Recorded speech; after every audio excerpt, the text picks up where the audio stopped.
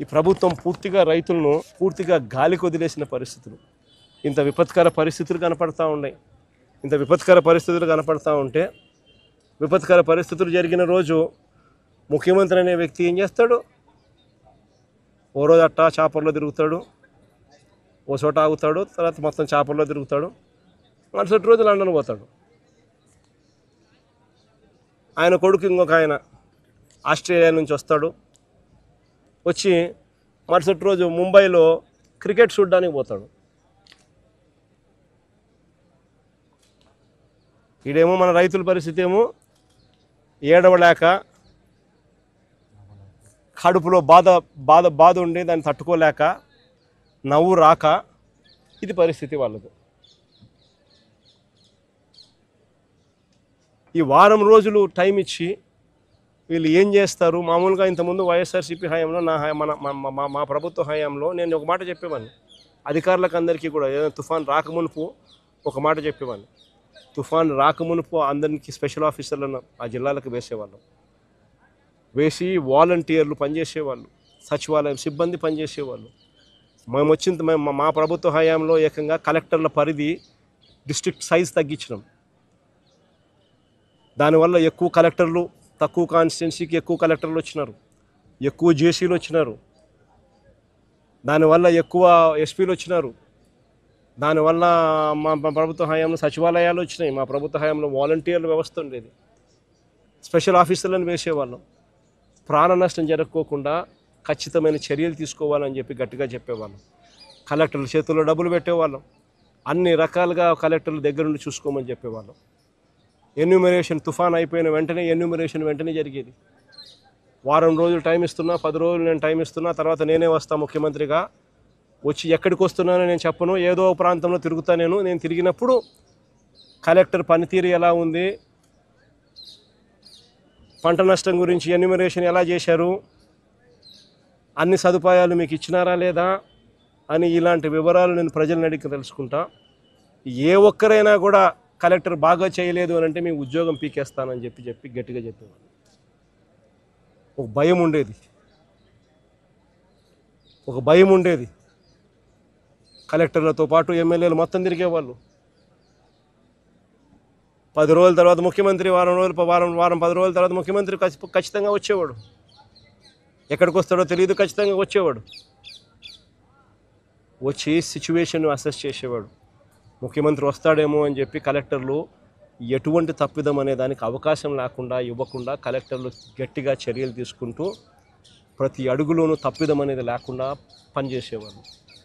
ఈరోజు ప్రభుత్వం చేస్తూ ఉన్న పనితీరు గాలికి ఎగిరిపోయేది.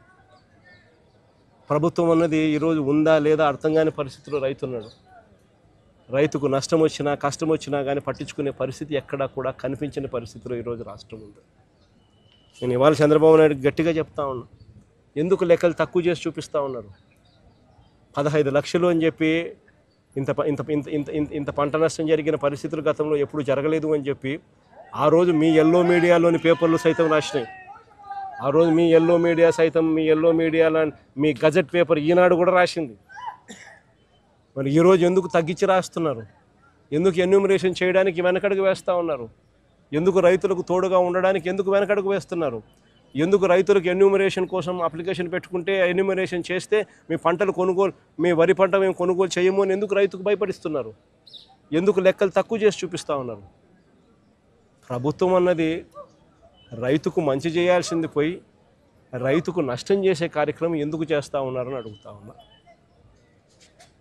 ప్రభుత్వం ఇప్పటికైనా కూడా ఈ చంద్రబాబు నాయుడు గట్టిగా డిమాండ్ చేసి అడుగుతా ఉన్నా, అయ్యా చంద్రబాబు, నీ తప్పిదం వల్ల రైతులకు ఈరోజు ఇన్సూరెన్స్ డబ్బు రావడంలా.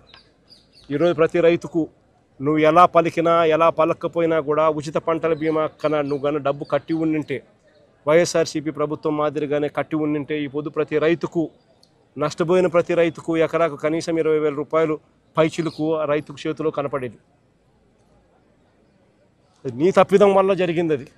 ఉచిత పంటల బీమా అనేది నువ్వు ఎత్తేయడం వల్ల రైతుకు నష్టం జరిగింది.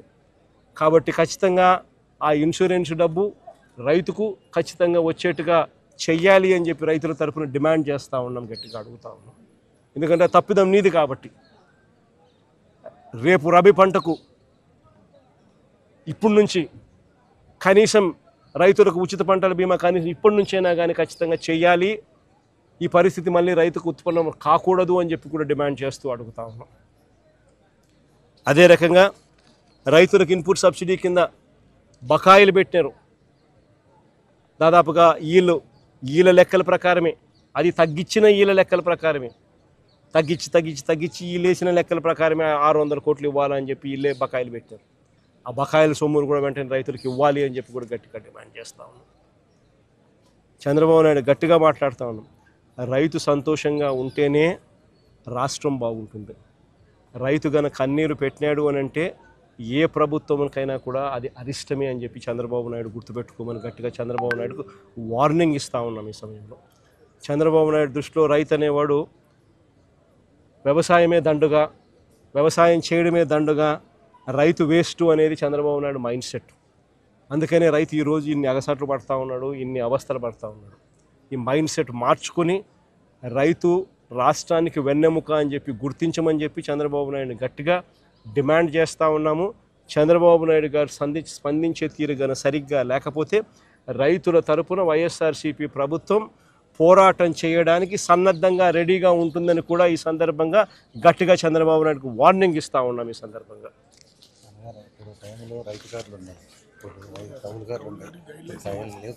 ఒక్కరికి కూడా కౌలు కార్డు కూడా ఇచ్చిన పాపాన పోలే చంద్రబాబు నాయుడు.